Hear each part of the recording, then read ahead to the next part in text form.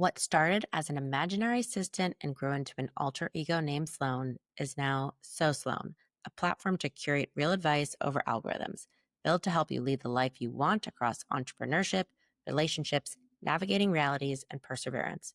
The right advice doesn't get you back on track, it leads you to the best path because everyone needs a friend who is just Sloane.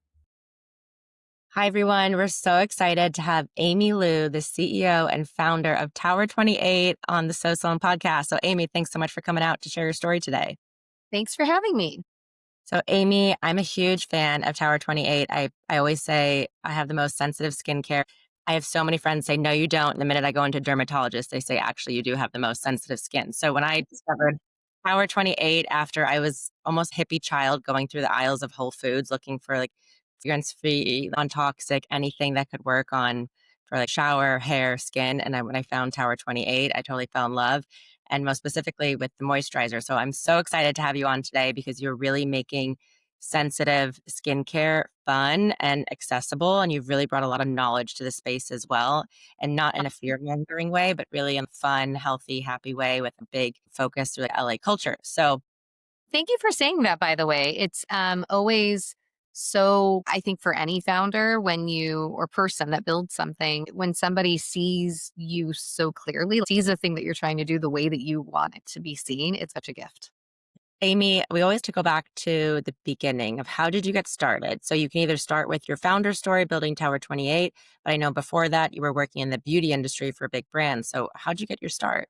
Yeah, maybe I'll start even before that. So, my parents immigrated from Taiwan to America. I was born in Minnesota, and I really felt I was a minority, which I was. And I think growing up with parents who are immigrants kind of fostered this sense of, um, I guess, maybe a little bit more pressure to succeed because there is this implicit understanding that your parents have sacrificed a lot to in the hopes of giving you a better life. And for my parents, it was very much education. And they really wanted, so it was very clear to me that I would go to college. That wasn't really a question or a choice. It was just which one.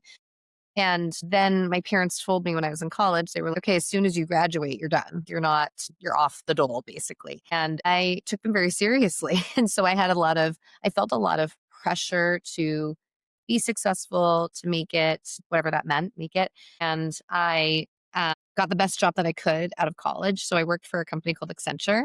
And Accenture was a consulting company. And the only reason I did it was because I didn't know what else I wanted to do. And I was told that I would get exposed to lots of different industries and have lots of different, basically be able to try a lot of different things, but be in a position where I actually could do something, have real work. And so that was kind of the job that I took. And then I did that job and I cut my hair into a really sensible bob and I bought a skirt suit. I looked like a stewardess and I had saddlebag. I tried to really fit into this idea of what I thought a corporate woman looked in. Well, I remember I bought these really Kenneth Cole pumps, Mm, you know? imagine them. Yes. And so then I went there. I worked there for 2 years and this is in the age of like 2K, right? This is when I graduated from college in 1999 to give you a sense of how old I am. So back then at that point, I knew I didn't like what I was doing, but I didn't know what else I wanted to do. And I called it my quarter life crisis because it really felt like that. I just didn't know what I wanted to do. And it sounds silly looking back on it now because I'm so much older, but I really was so worried about messing up. I was really afraid of making the wrong move. And I think sometimes when you're afraid of making the wrong move, it holds you back from making any move. And at the time, I read all these books. I read a book called What Should I Do with My Life? That was really the name of it. And then I read another book called What Color is My Parachute, which is Mm, kind of an I've activity heard that. book where you answer all these questions and it's supposed to help you figure out what your aptitude is or what you want. And in the end, I decided to go to business school. So I went to USC for business school and I did it in an effort to change my career. And I didn't know what that meant, but I also really did it because I thought this isn't the wrong move. No one will look back on my CV and be like, oh, she screwed up because she went to business school. Like Right. that isn't it. And I think I was so worried about what other people think and safety right? Of this like pedigree that I wanted to show Mhm. or whatever it was. So I went to USC. While I was at USC, I went to go see my career counselor and I said, okay, well, I've done all these things, quizzes and everything. And um, I think what I really want is to work in the beauty industry or the fashion industry. But those schools don't recruit here, or like those companies don't recruit here. So maybe I should just go get a job at Mattel because at the time, Mattel came to USC a lot. And my career counselor, who I'm actually still friendly with today, she said, why would you just take the job that's here in front of you? Why wouldn't you just try to get this job that you're talking Yeah. about? And I was like, well, I don't really know how. And so yeah, so she sat me down. She invited me to this dinner and she invited an alum, this woman, Michelle Taylor, and she had me sit next to her at dinner. And so this is where I really like if anyone listening is trying to get any advice from this. My advice is really you should just tell people what you want. You need to like, speak things into existence because I said that to that career counselor. She got the kernel of what I wanted. And even though in the same breath, I literally said, I want this, but it's okay. It's not going to happen. She said, wait, I know someone. We're doing this alumni dinner. And she had this woman, Michelle, who had been, I think she had been the president of maybe Chanel Beauty, Elizabeth Arden. She was at Kiehl's. She's had this illustrious career and she was an alumni. And I sat down next to her and we were talking. And at some point I said, hey, if you ever need an intern, I'll work for you for free. Wow. And she was free is a really nice price. So I started she was in Santa Barbara and I started driving every week, a few times a week to Santa Barbara. And we did this project actually with Rob Lowe's wife, Cheryl Lowe. I sat in Rob Lowe's house. I don't know if you know Rob Lowe is, but he I do, yes, and his wife is a amazing makeup artist. she's an amazing makeup artist. And at the time she had an idea to start um, a new business, a makeup brand, and she had hired this woman, Michelle, to write the business plan for her.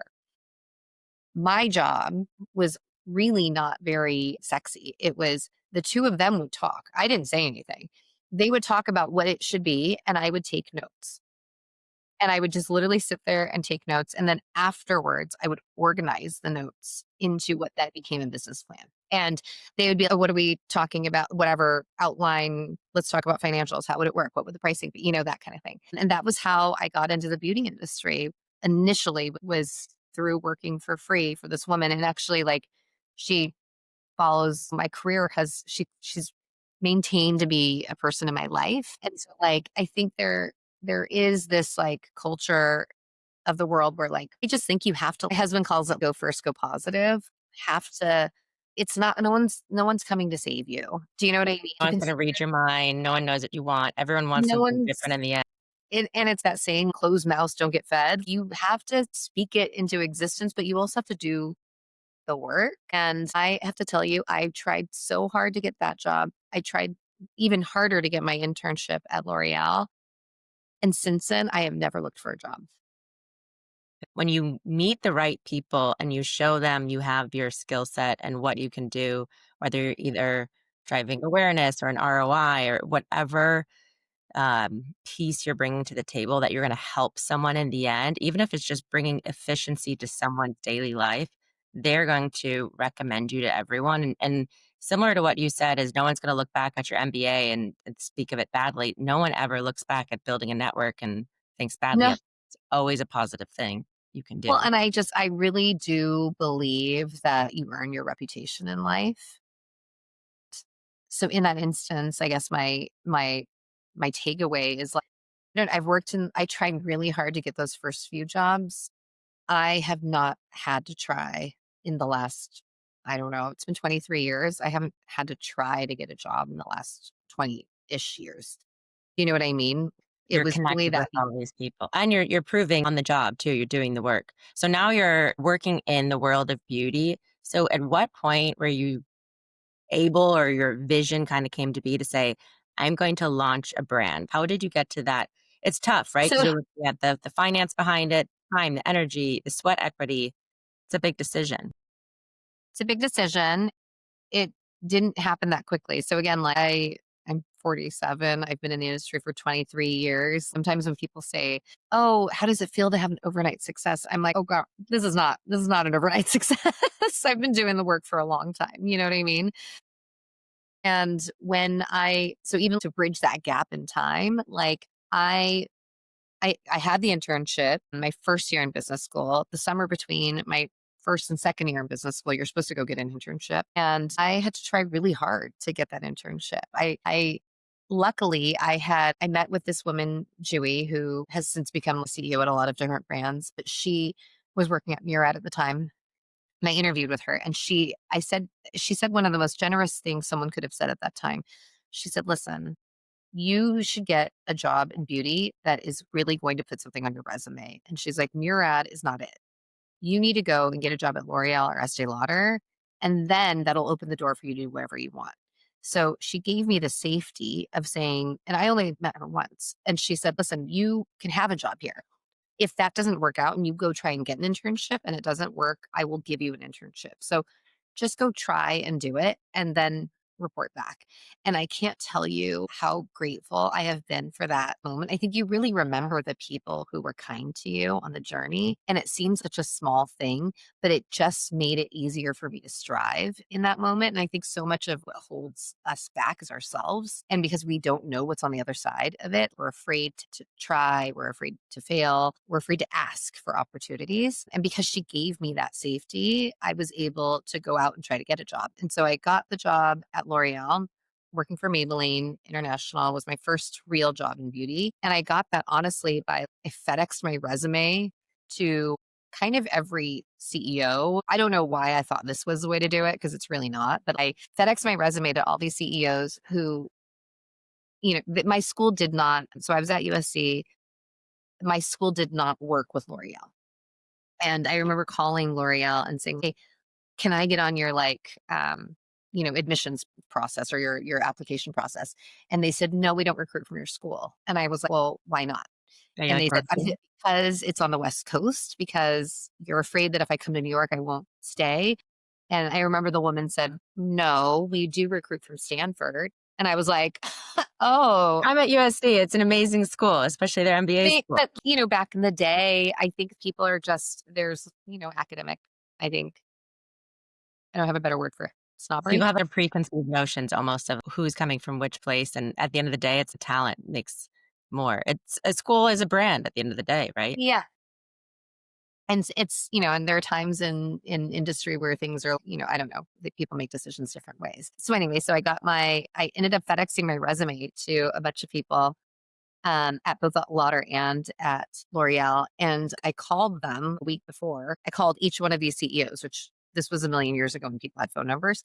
And people, of course, the CEO did not answer the phone, right? Like the receptionist or the assistant answered the phone. And I would say, "Hi, I'm Amy. I'm coming to New York and next week, and I'd to get time with Carol Hamilton." And they would say, "Oh, does Carol know that you are trying to get time with her?" And I was, "Well, I FedExed my resume. Did you get it?" And they would say, "Well, wait, actually, we did get it."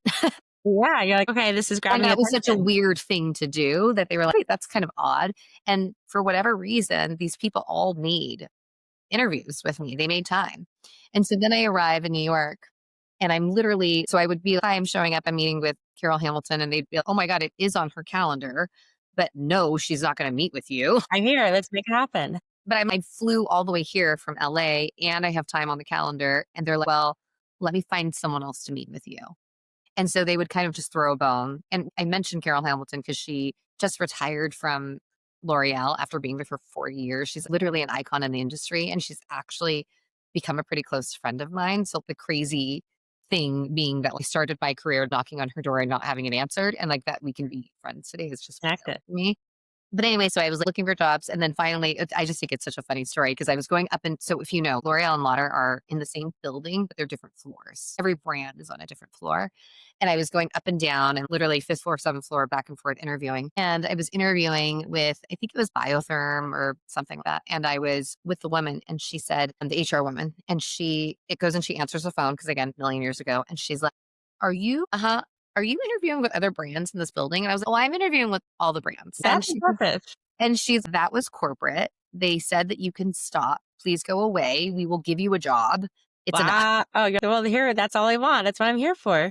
And I share that story because I think sometimes people think that, I don't know, you just have to know someone, or sometimes people think these, I don't know, you have to have a little bit of hustle. You have Hmm. to use your network, but you also have to do it well, right? I think it's one thing to get in the door, and then it's another thing to stay. And honestly, you just have to show up. And it's the sales, the follow through. And it's this moment of you have to take a risk. And however big that risk to you is and stepping outside your comfort zone, I think the difference between most people is the courage they have to do something that might involve a rejection of some sorts, but at least they knew they tried. And that's exactly what you did. Yeah. And so, sorry, I didn't really answer your question. So to get back to how I made the leap into starting Tower 28, I always wanted to do this. Like when I was in business school, my concentration was in marketing and entrepreneurship. So I kind of had it in my mind, like, well, I'm going to do this someday, but in the meantime, I'm going to go learn on someone else's time. And I did that. I kept working for different founders. I kept getting, if you look at my career trajectory, I went from Smashbox before it got acquired.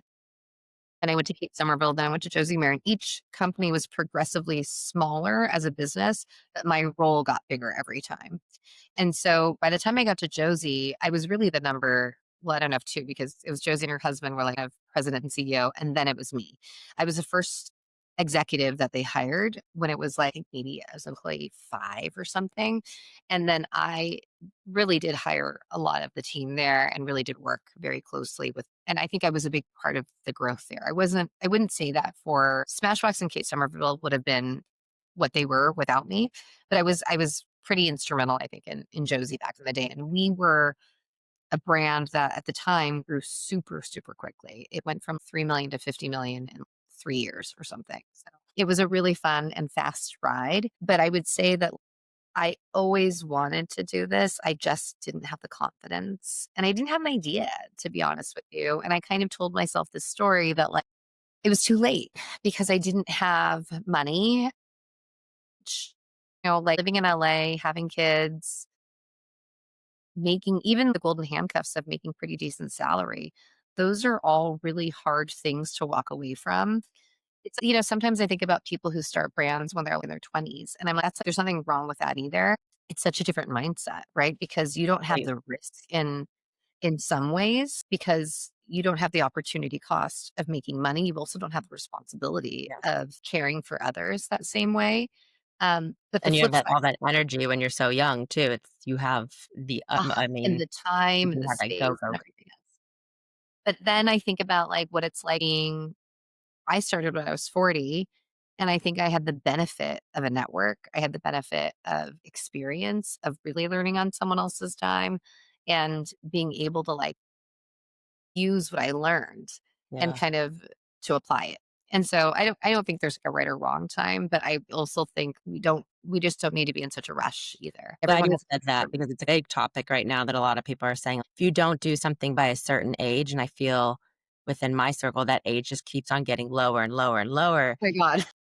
Yes, you might have that energy, and of course, if you don't make money for 3 years, what you would make in corporate is very different at 22 versus 32 versus 42, of course.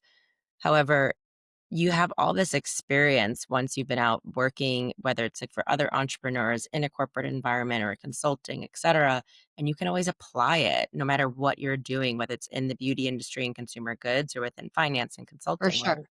So let's not tell this story of it's too late. Say like this is your time and this is your timeline.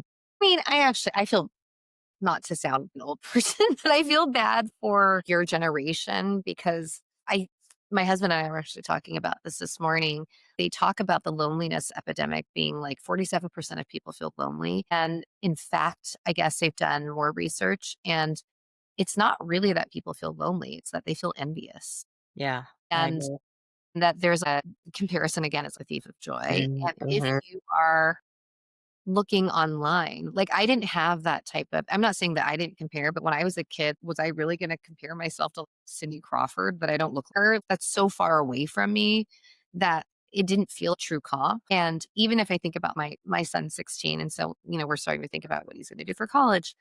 And nowadays, when I was young, we didn't know until say April and school finishes in June. We didn't know where people were going to college. And you only knew about it because people would tell each other. Now it's like people are announcing things on the internet. It's documented. Everyone knows. Everything is from, I always say it's from babies, dogs, houses, schools, landing a job, promotion, gutting your house, whatever it is, everyone knows. And so how can we actually just like build our own confidence and say, I'm doing what I'm supposed to be doing and congratulations for this other person. Yes. I agree though. It's a different And type of I hate to tell you, but it just doesn't change. You know what I mean? Like no matter how listen, I know a lot of really wealthy people now. I know a lot of really successful, accomplished people now. For many people, the goalpost doesn't ever stop moving. You know what I mean? And I will tell you, everyone has problems. Just because somebody has money, it doesn't take away the fact that they have to deal with health issues. You have to right. deal with like your They're child putting out has trauma. yeah, I would say it's like it's little people, little problems, big people, big problems, and what that means is that or maybe they are a CEO of this gigantic company, however, they are responsible for everyone's payroll, and that is on their Oh, shoulders, right? yeah. And they're looking at the market and what's to come, so there's always gonna be problems, and I think it's very much I used to do a lot of work in, creative production, and I would always tell people, "The way a producer looks at a set is how you should look at life." You're gonna show up on set, there's always gonna be a problem, whether it's big or small that day, but their job is to be the problem solver, and so you have to look at your life and not say or it's a poker player, right? It's not exactly the cards you're dealt, it's how you play the deck, Sure. I love that. That's actually one of my favorite analogies. and so it's a strategy, and it's not just luck, but it's, like, how they're playing not their own cards, but everyone else, or driving, it's as offensive as it is defensive, and that's what our life Yeah. is. Well, So I and so think it's much of really life is just attitude, it is. right? Like, it's just sort of to your point about the cards, we all get dealt cards and they can be really shitty. But, Mhm. it's how you play them. And if you look at your favorite movies too, it's your favorite movie is never just this stagnant or this climbing a ladder character, right? It's kind of this roller coaster of this character development. And so we have to look at it this way. Our life is probably more interesting if we are getting those more challenging set of Yeah. cards and that how else can we play that and how can we pull out of our tools and sharpen them to go forward. And No, so I it's 100% true. Like, I think about so many again, I'm a mom, I have 3 kids, and so many parents, if you ask them, "What do you want for your kids?" They say, "I just want my kids to be happy." And if you really think about it, that's actually not what we want our kids to be, or we don't as people just want to be happy. What makes people feel good is not so much happiness. It's like 'cause that's fleeting. And what does it even mean? But moving it's target. fulfillment, right? It's like we all want to feel useful. We want to feel like we can make a contribution. We want to feel that we matter and that we're able to provide and do for the people in our lives. And so I think that implicit in that is you have to have struggle. Yeah. And I think it's also everyone has a different trajectory in life too. It's someone might want to do the same job every single day and they want that feeling of comfort and feeling content. And someone else might want to do all these different challenges and continue exploring and navigating. And I think where this almost ties back to is in your earlier point is when you're looking at entrepreneurship, or even if you're working in a corporate job and you want to move up the ladder, or in life in general, the idea of entrepreneurship can apply to everyone, whether you have a business or not. And that's the resiliency and the perseverance. Where in your journey of building Tower 28 did you have to really tone that resiliency muscle and say, I'm going to persevere through this moment? And even when there's I no light at mean, the tunnel, this entire year, mm, I don't know. for a wild year. Yeah. Honestly, 2025's been our hard. It's like you know what it is? It's kind of like what you said earlier, little people, little problems, big people, big problems. I would say the same thing, kind of little business, little problems, big business, big problems. Not that we're a big business, but we're bigger than we were.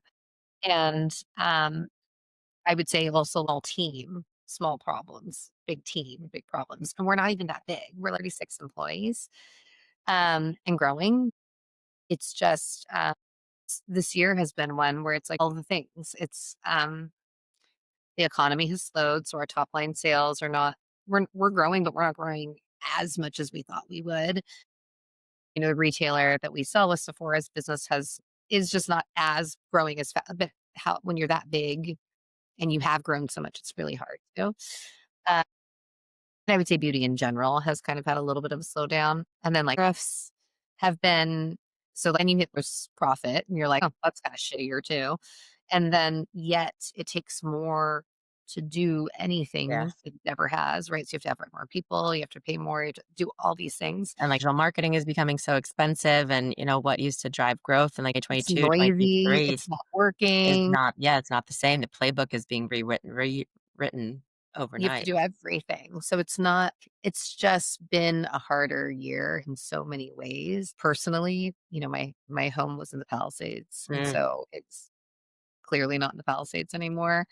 And we've had like kids moving schools and, just there's been so much, I mean, not to overship at my own team, there's been people who've had health things, just people I know in my life who've had health things. So I think I don't know. I just think the resilience thing is true. And I think, I don't know, I always say, I think at least half the job, if not 90% of it is just showing up. Yeah. Showing up and giving like you said, it's like showing up and continuing to follow through too, and what's Yeah. next, what's going on. And showing up for not just the business, for myself, for the people, being authentically, I don't know, human, I think is really important.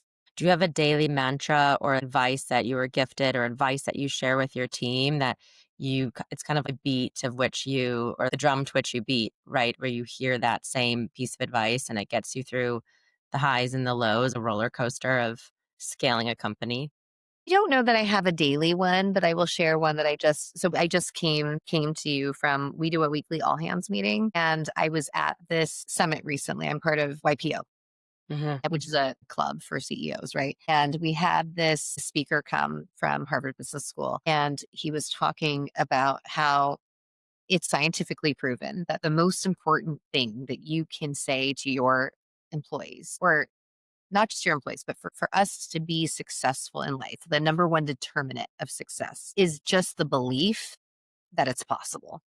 You have to actually believe it's possible. If you don't believe it, if you don't have hope, it's a foregone conclusion, right? And so the idea that if you just say to yourself and you say to people, you got this, I believe in you, we got this, easy layup, we got it. So much more important than it is to, I don't look, all these daily things that we do that is it trying to make sure top line sales grow? Is it making sure profit? Where can I cut costs? Like those are all the tactics, but like Hmm.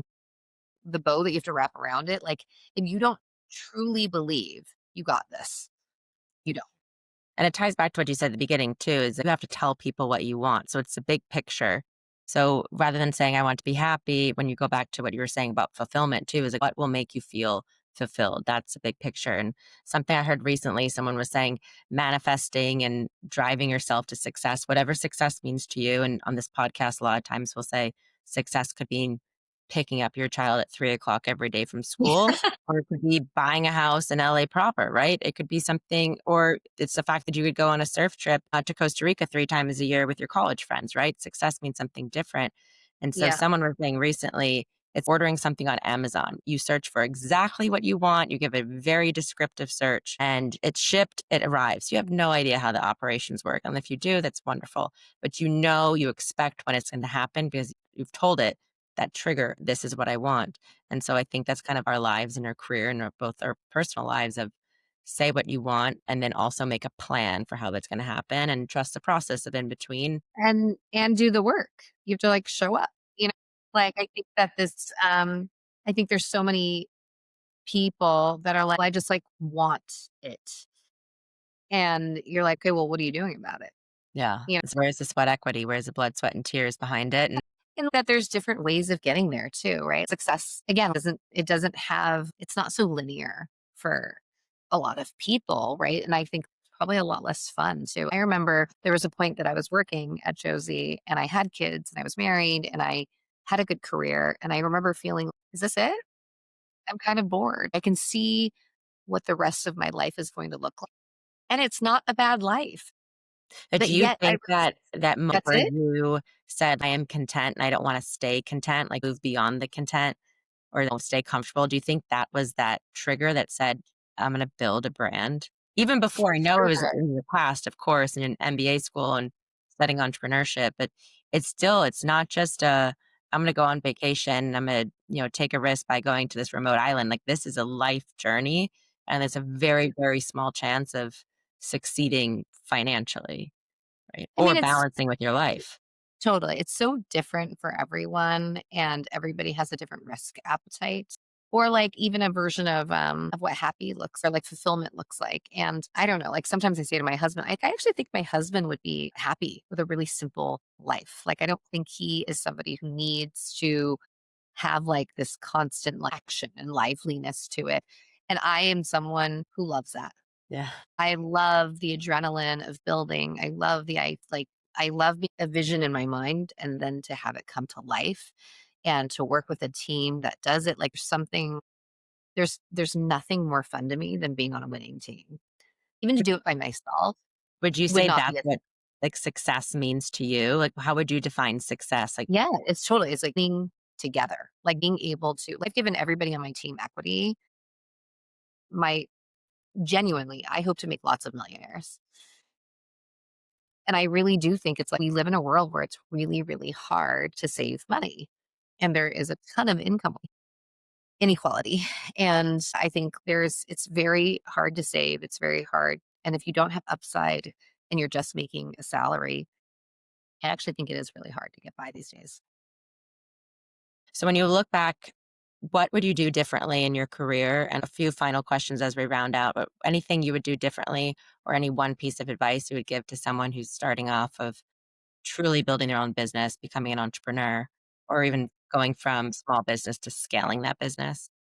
Yeah, I think my advice is very simple, but it's been very true. I think it's like you just have to like work hard and be nice, which sounds so trite and so simple, but it's really true. I think there's we under what's that saying? It's like we underestimate what can happen in like 10 years and we overestimate what can happen in one or whatever it is. Life is long and you really, I believe it again, you earn your reputation. Like you never know. Like I will tell you so we got into Sephora, and when we got into Sephora, I think I had 500 followers, like nothing. I'm not an influencer. Nobody knows who I am. I had a Shopify site and an Instagram mood board, no influence to speak of. However, I've worked with Sephora for a really long time. And the girl who was she was a coordinator when I was working at Sephora, when I was working at Josie Marin. But by the time I started Tower 28, she had become the director of clean makeup. And she was the one who was making the decision and calling the shots about which brands were going on the clean end cap. Her and I were not best friends. It's not like we went out and went to dinner, but she knew me and she knew I was responsible and she knew that I knew what I was doing. And she liked the concept of what we were doing. And so when I called her, so I wrote her an email and I was like, "I talked in a long time. I started this brand. I'd love to come pitch you." She said yes immediately and she put us in every single Sephora store. That's incredible. That one would argue, like when I think about that, I always think about that movie Sliding Doors, which I know Mm, it's so old now. So the idea of Gwyneth Paltrow either gets on the subway or she doesn't get on the subway, and then there's two different versions yes. of the story, and it's a choose your own adventure. And I think about that movie and that concept a lot. And had this woman not said yes in that moment, would any of this had happened? I don't know. What do you think? I actually don't know, and I don't know if I would have had to your point about resilience, I don't know if I would have had the fortitude to keep working on something that wasn't giving back to me, that wasn't telling me to keep working on it, especially when there's so many opportunity costs, right? My husband up front was, "We need to put boundaries on this. We can only do this you can do it for," I think we said $150,000 was the max we would put in, 5 years. I think those were the only boundaries he gave me. And yes, you can like not make money, right? So it was like, "Don't make Yeah, money, especially but in a we can product like," business at the start. Yeah, you have to put up so much but he was capital. like, "It will ruin our marriage if I'm constantly like taking our life savings and pouring it into this, and I'm constantly not making money." And I think it was really smart to have that vision of what not to do. You know You what I have mean? to almost balance it too with, right, that the dream, the big picture, this is all possible with also the reality and those parameters or boundaries and say, okay, this is a threshold I need to reach in order to get to the next level, but you can't just blindly go into a business. I do think there is sometimes when you are naive, sometimes you do become a better entrepreneur, but when you are scaling a business, you have to really know the full capacity of what you're getting into. You almost have this mindset shift at those 2 points. And I think people don't talk enough about quitting and how important it is to know when to hit go and when to fold, right? Yeah, Back to your poker analogy. You know, Ani Collet Jada recently shut down that business. And I thought it was so, first of all, the right thing for her to do and so vulnerable for her to be so open about it because hopefully what it does is it takes the sting away and it normalizes the fact that sometimes it doesn't work. And if it's not making money and if it's not the right thing for you, like, you have to move on. You have to definitely. know when to fold, right? And Yeah. so, I just got so many chills because I actually just went through dissolving a company, and it was one of the hardest things, and, a lot of it's people like said grief. they said, "Oh," it said, "What happened? Why it's no longer bringing money?" And I said, "No, it actually was a healthy business." And I think that's why I always go back to success is not always financial. It's also, is this the right fit for the right time? And it could be a house, right? I always compare it to, like, maybe a beach house. This is a beautiful beach house, but if your life is always driving to the city and you don't have time to enjoy it, then, you need to go move to that apartment, like, in the middle of Manhattan next to your office. And a business, it can be that too, is it's okay to quit. And also, to your point, it's okay to talk about the end, not as in a failure, but almost rebranding failures to say, close this door, I'm going to open a new door. And I think if we talked about that more versus to your point of all these constant, the comparison is the thief of joy mentality. What if we actually could Yeah. learn from each other and aggregate coffee advice and share it with people and kind of have that mass outreach? So I totally relate there. Yeah, for sure. Well, on one final question on this podcast, it's a reflective question. It comes from Mel Robbins' podcast. And I've personally have asked over 250 people this question, and no one has had the same answer to date in about 3 years. And the question is, where do you sit in the stands in your life? So the first way to imagine is, imagine you're sitting at a football game or a basketball game in an arena and someone's throwing the ball and you're screaming at them, or maybe you're at the TV screaming. And if you have no affinity for sports, you could also be, I have screaming at. no affinities for sports. I'm trying to actually understand the analogy because I don't hear about sports at all. It's funny that you said that because I actually cannot even tell you what's going on in sports myself. And the irony of the situation is I've asked this question 50 times. So lately, I've also been spinning it as you're watching a movie and maybe it's a horror film and then she's opening the door and you're like, don't do that. Or she gets in the car. Or you'd be sitting at the ballet and you're saying, why did she wear that outfit? Or why did the person on stage deliver their monologue that way? And they can't hear us, right? But we're telling them, we're screaming at them, maybe we're whispering something. And then how we see this in our own life is maybe we have a list of iPhone notes of things we're going to accomplish this year. Or maybe it's that post it note on the bathroom mirror saying, I'm going to get this done by the end of the week. And the reason we write it down is because it excites us. And we know, you said, it's going to bring us that fulfillment. But many times we don't do it. It could be something or start doing or stop doing. Most people take this question and really reflect on what are they looking forward to the most. So, Amy, where do you feel that you sit in the stands? Or now I need to make a flip side metaphor for this soon to come. Okay, so there are a lot of layers here. I'm trying to make sure I understand how to answer the question. How do I sit in the stands? I guess I don't feel like I'm sitting in the stands. I feel like I'm playing the game. And I tend to really feel like no matter what the score is at the end of this game, I'm trying to make sure I just enjoy playing it and that that end thing of what the score is in the end is not the thing that actually brings me happiness.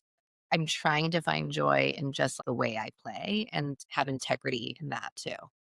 I love that answer too. It's not about who's winning, who's losing, or what the monetary value is. It's really about, like, this is the game. I'm in the thick of it. And I know you said it's about showing up and doing your best and continue to follow through. So I love that answer. Yeah. And I mean, and again, I guess also feel I should acknowledge it's easier for me to say that because, like my base needs are covered, right? I don't need to worry about, I feed myself. I don't need to worry about my shelter. And I think I try to have a lot of humility and gratitude in that because I just really don't think that's the world that we're living in right now. I don't think everybody gets that. And so I think I feel really lucky. And they say that gratitude is kind of is so connected to happiness, right? To joy. And I really do sit in that. I really sit in that place where I'm like, God, I am so lucky. I wake up every morning really happy. And that helps too. It's you get grounded and you can by gratitude, you're reflecting on what you've done well and what you're looking forward to. So I think that's what's making you resilient to keep on persevering and scaling and building an amazing company. And with Amy, this has been so wonderful to talk about. It's like I feel we went so beyond the beauty industry, but really about building your career and how you got started and taking a unique journey to not only navigating the beauty industry, but building a consumer product and really making the paving the way for so many other brands to come. And so I'm so excited. I'm Thanks. always rooting for Tower 28 because again, as Thank you. sensitive skin girl. I love when actual products are not only efficacious, but then they don't cause you to like burst into rosacea or eczema, psoriasis. I mean, like, gosh, I've experienced it all. So, as a mega fan of yours, I'm so excited that you came on the Thank podcast you. today. And thanks for sharing your story and your advice. Thank you so much. I hope it was helpful. It's so helpful. Well, thanks, Amy. All right. Bye.